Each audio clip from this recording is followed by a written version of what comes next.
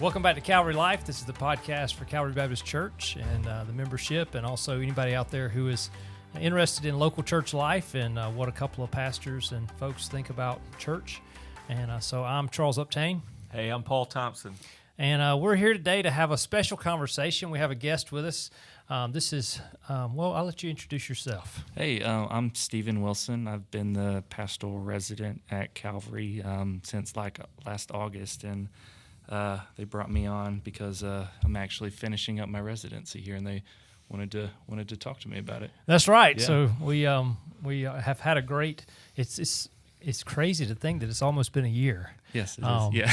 Of time in one way. So, but Stephen will be moving on and still going to be around. You'll see him in more of a volunteer role, but we're glad that he has been able to serve with us in this pastoral residency. So we thought it'd be good to have a conversation about what we've done this year as the program and what he's felt from that and grown in, and also just other ways that we can train up ministers in ways that if it's through an intern, through residency, and all those kind of things. So just some questions for Stephen and just to talk about the pastoral residency. Stephen, you've been a gracious guinea pig for us. Y'all been gracious with me too. So our intent with this, it really starts with kind of a bigger philosophical aim, and that is believing more and more so that it really should have been this way all along, but it's increasingly evident that it's necessary for people in ministry to get trained up, not just in the classroom, as valuable as that is. And I'm an advocate. I'm absolutely not. I'm the opposite of anti-seminary. I'm very pro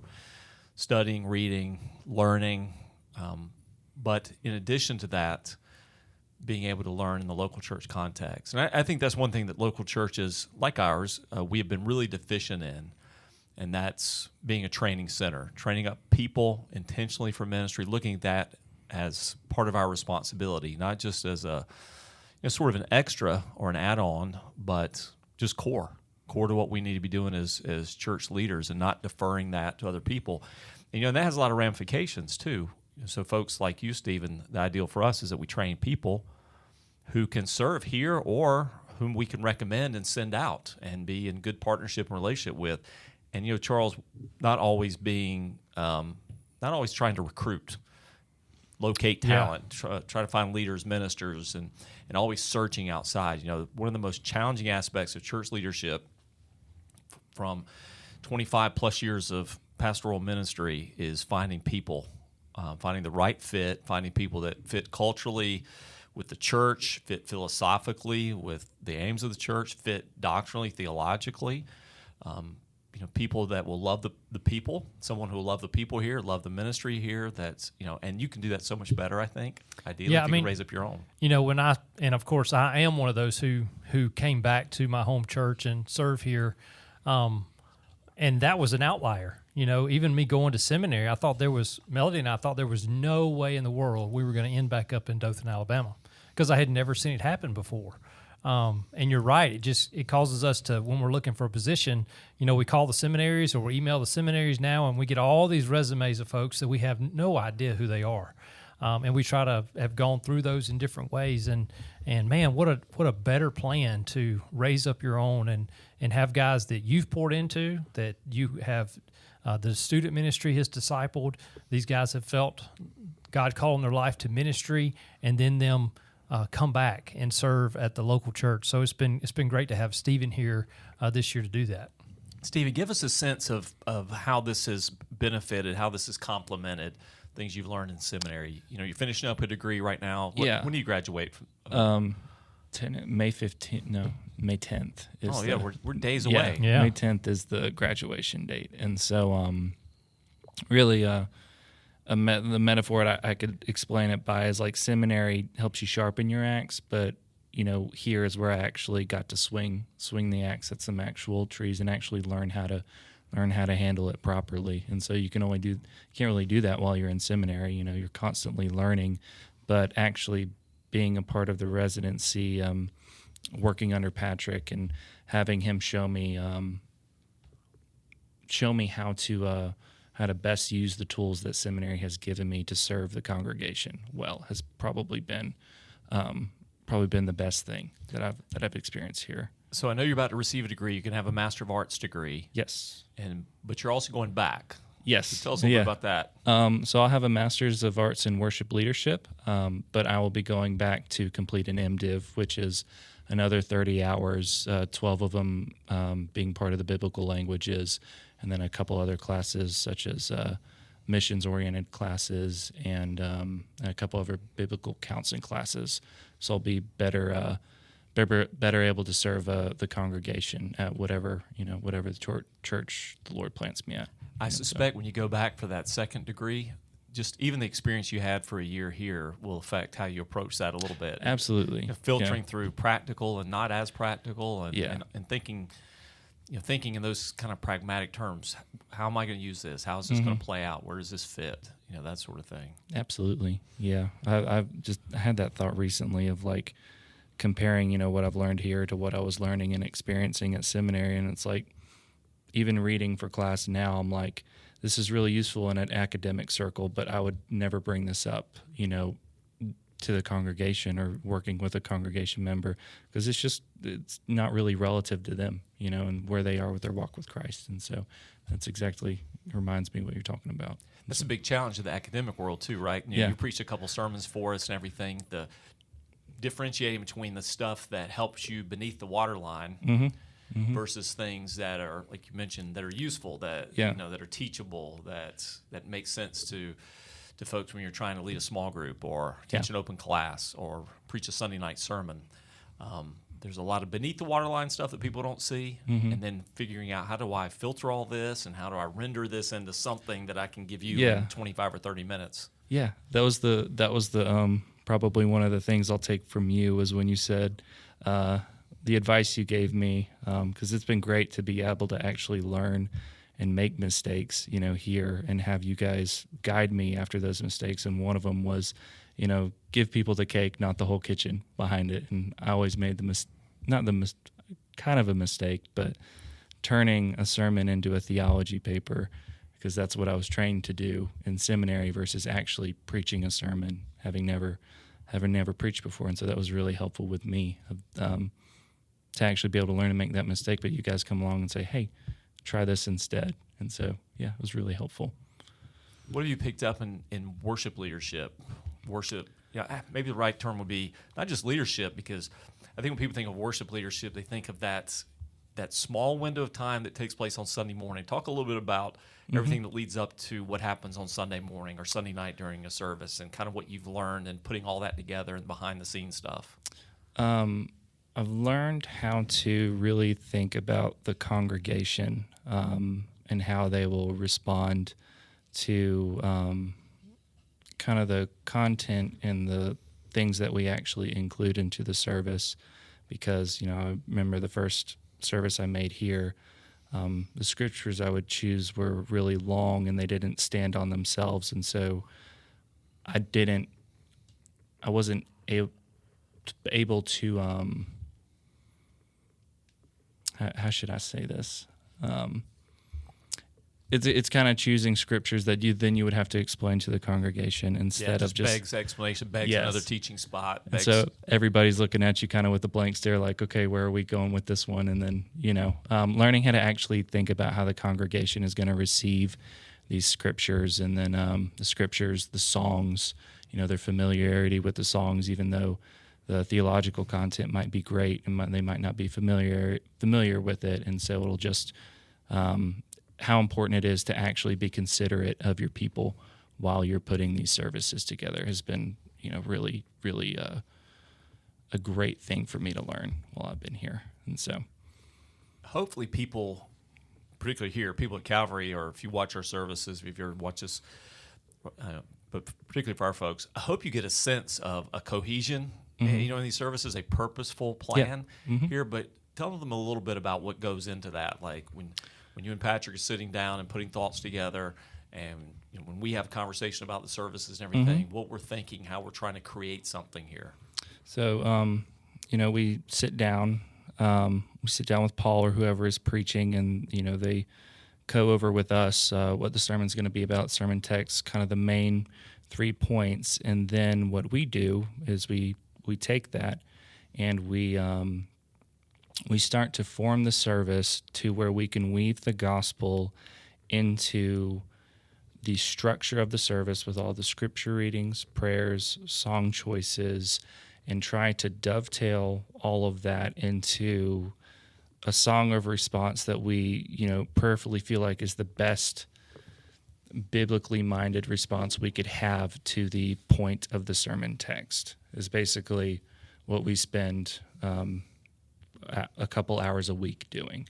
And so we get all of the scripture readings and the prayers and the song choices. We find a particular order that fits that well, and we also have to take into consideration who's playing that Sunday, who's available, and start to work those considerations into the song choices. And at the end of we have our practices and so on and so forth, and prepare musically.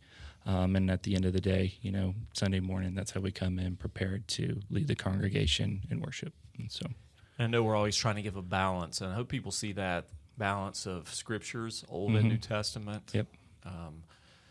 Prayers, confession, and adoration, and thanksgiving, and petition kind of prayers, and also using different people up there. But we want every part of the service to be meaningful, yep, and not disjointed as much as possible.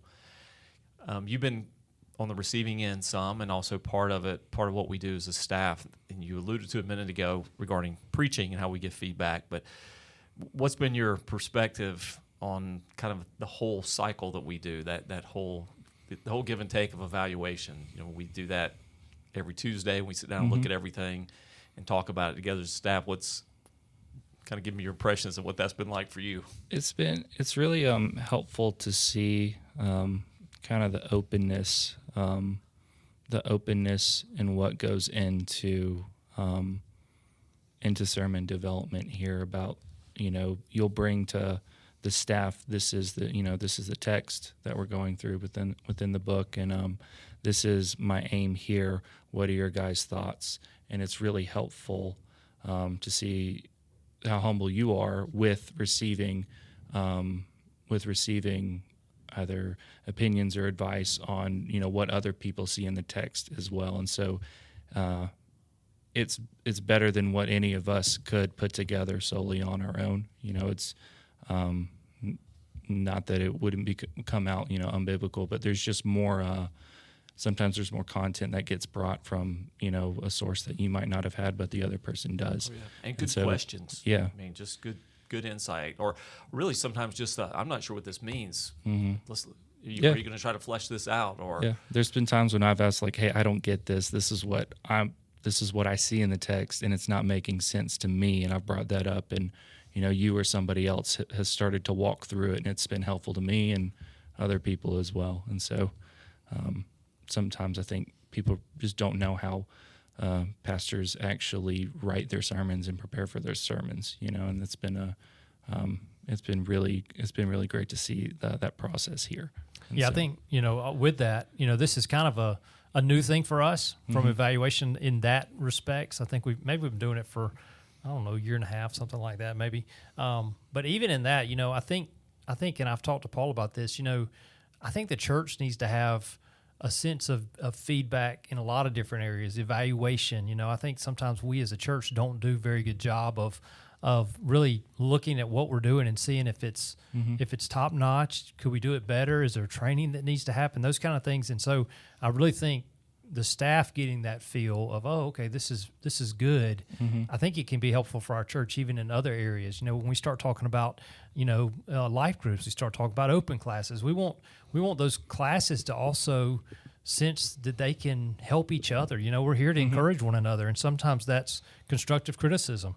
And I think the more we can evaluate one another and just encourage one on, the better we're going to be equipped to do this work of ministry together. So I've really enjoyed the part of staff meeting of that, and not just to the sermon. It's also about the whole worship time, or it's about an event that we do. We really want to try to have that idea of evaluation so that we can all improve. We all realize we're not perfect. There's things we can do better. Hopefully that's something you take with you wherever you go in ministry, just the value of accountability and a reliable feedback loop. Yeah, absolutely. It's a little uncomfortable for sure at first. And when we first started doing that, getting feedback on a sermon. It's probably uncomfortable for people to give it. Can be uncomfortable to receive it. Same thing on music and worship and everything. Yep. But I really think it makes us all better, and it keeps everything sharper. If you had to summarize some of the big things that you've learned, or some big takeaways, or memorable moments, or anything like that, what would you say are some of the more valuable pieces of this residency for you? Man, the Lord provides. It's been one thing, because there've been plenty of times when I've been like, Lord, I don't know how I'm going to do this, and so He does provide, and it has come through ways you wouldn't expect it, but He does. And another thing would be, I don't know, just the practical experience that I've had here, and being able to take that and hopefully use it down the road for somebody who would, who's in my shoes, who came to Christ later in life, felt a call to serve Him, didn't grow up in the church, has, really studied scriptures late in consideration of, how long they've been here. And it's really hard to put all this together into an effective way to serve the Lord when you come to Christ kind of that late in life and want to jump into ministry so early as well. So it's been really helpful for me to have this experience, so I could help somebody else who wants to do the same thing. What's been the hardest part of it? Hardest part? Oh man, the amount of besides having to share an office with Patrick. Yeah, it's just, well, that's the first one. No, it's been great with Patrick. The probably just the breadth of stuff that I did. I studied one thing in seminary, and I didn't study preaching at all. You had me preach a couple times. Just you had me teach an open class I've never taught past 10 minutes, and so having to put together 6 30 45-minute sessions on thankfully I've studied a lot of biblical counseling, but that was a stretch for me. I've never had to do that before. And so just I guess becoming a lot better teacher has been probably one of the biggest areas of growth for me, from the amount of teaching that you've actually had me partake in here. And so I know another thing that you've worked on this year, this past fall, I guess more spring, is looking at areas around Dothan that kind of need churches, and done some demographic study stuff. What have you learned from that? Did any of that surprise you, or what you found from all that? I was surprised at how many churches I saw looking around. Now, I don't know the health of them, obviously, but it was just like, man, there are so many churches everywhere around town, and it's like, it kind of just makes me wonder, like, how we are, as the church as a whole, how we are in the state that we're in when there's these many churches around. Like in terms of cooperation, health, effectiveness, all those things. Mm-hmm. Just as a whole, health, cooperation, effectiveness. Like it was kind of a surprise, because all of the, when you see the church, you assume the body's in there sometimes, and it's just like how many churches there are, but it doesn't seem like there's as many believers as you would expect, or as many effective believers around the town as you would expect, because of the amount of churches there are. It's just it was surprising to me, Yeah, the impact is not what you would think. When you start putting up the map, and you've got the big screen up, and you've got the map and pinpointed all the different churches and all the different communities that have churches in them. 152 churches in the Wiregrass area right now, and it was just surprising. Is there a commensurate impact of that? Do you see that in the lives of people? Do you see that in terms of gospel saturation, everything? And that's an indictment of us all. No, you really don't. You really don't. And that's what one thing Charles is talking about is our own desire as a church, which I'm going to be sharing a lot of this in our upcoming special event on Sunday night, the 19th. Yeah. Sunday night, May 19th. We're calling it Calvary Next, really, which is just what are some next steps we feel like over the last year and a half we've been working through, praying about, strategizing over. What do we think God is doing with us and through us, and where do we think God is taking us? And some of those are critical steps, and some of that's looking at local and regional church planting and how God might multiply His church that way. And so, Stephen, you've been a super big help on laying the groundwork, starting that process of just solid research and information, data gathering, and it's helping us, which I won't spill too much of the beans now, I hope you'll come, but it's helped us kind of zero in on a few places that we think very seriously that God will be using us in the future. So, some good stuff afoot there. Mm-hmm. Yeah, and the other side of that we'll talk about as well is this training center idea, and how that doesn't just mean that the staff is training people. How can we as a church really see everybody's role in training? One of the things I really appreciate, like Stephen mentioned, we've, especially on Sunday night, we've given that time, a few weeks of that, to guys who are maybe thinking about being pastors and are going to need the opportunity to teach and have people listen to them. And that, in one way in itself, is how we are training up this new generation. And I think we've said that before, I hope our congregation gets that when we're there on Sunday night and Stephen's never been in the pulpit before, and we're willing to give him our attention and then, listen to him as he reads the word and as he gives us the word, and then we take that and we encourage him with it. And I think that's just a great opportunity as part of how we want to be a training center for a lot of different areas. Yeah, so that involves everybody. So, the attitudes people have in being open, not just open to, but gracious and encouraging of, that, and excited about even. I mean, that would be the ideal. Yeah. If we would get to the stage where our folks are excited to see someone different in the pulpit, one of the folks is being trained up, being developed, looking for opportunities. That would be great. I think about this in the kind of the big trajectory of how we wanted to be as a church. So years ago, decade plus ago, we would talk about things like, we don't want to be a consumer-driven church. Don't just come looking at church as a customer, and we're giving out religious goods and services. Be a part of this. Be committed to this. But really, it's kind of going to the next stage from that. It's not just coming and gathering.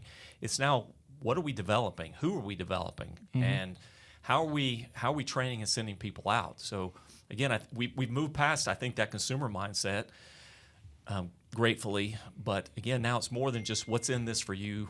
How are you going to grow and develop personally? We want you to grow and develop personally, but move to that next stage of outward growth, sending that growth, beyond us. Yeah, and we do that by sending out people from here who we've trained and who we've had an influence on, and then, like you said, also looking at other areas to look at plants and different things like that. It's just a lot of ways that we can see ourselves as more than 901 Montezuma. It's more than this neighborhood that we're at. We're going to continue to work here. We're going to continue to do the ministry and preach the word and gather as the church. But there's other ways that we can be involved and help push the kingdom.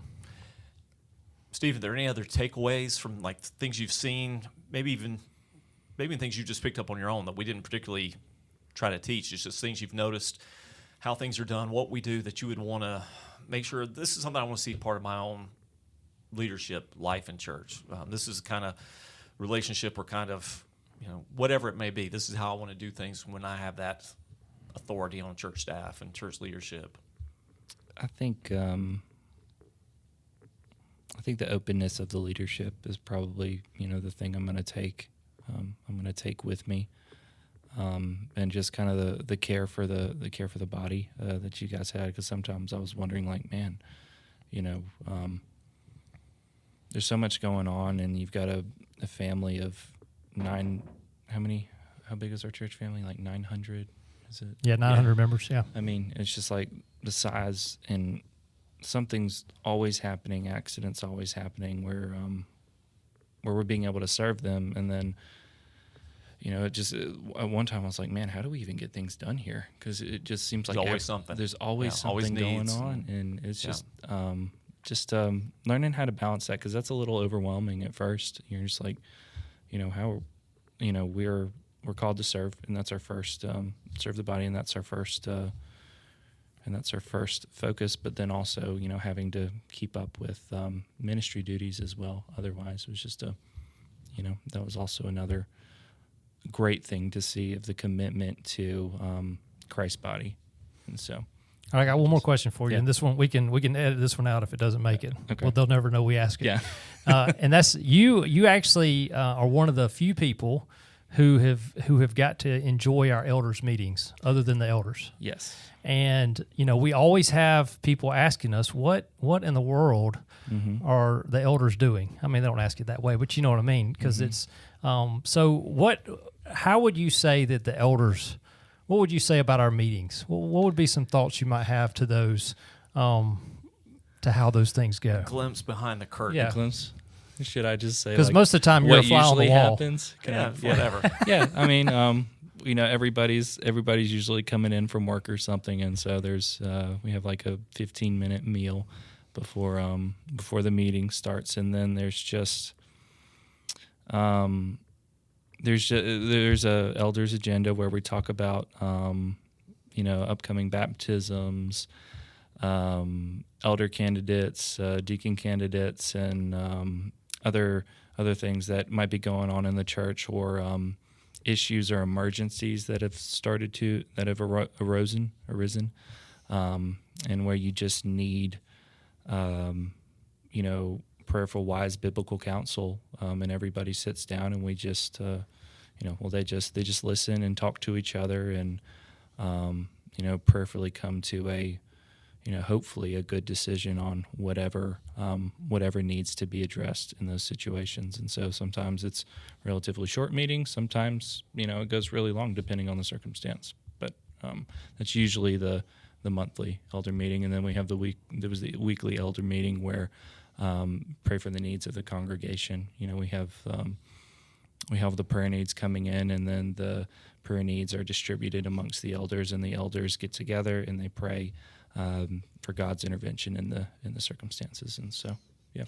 Is the give and take that you've seen in those elder meetings about what you expected, or different than you expected?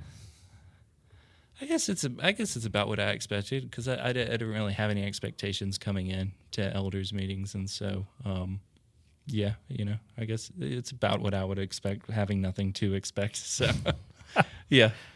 I guess it's like when somebody asks what seminary is like, I had no idea what it was like. I didn't know what we were going to be doing in seminary until I went. It's just like, well, you're just studying a lot, that's it. You're studying, reading, and studying God's word, Yeah. Well, you've been, I know you've had to sit through a lot of them, so I appreciate that.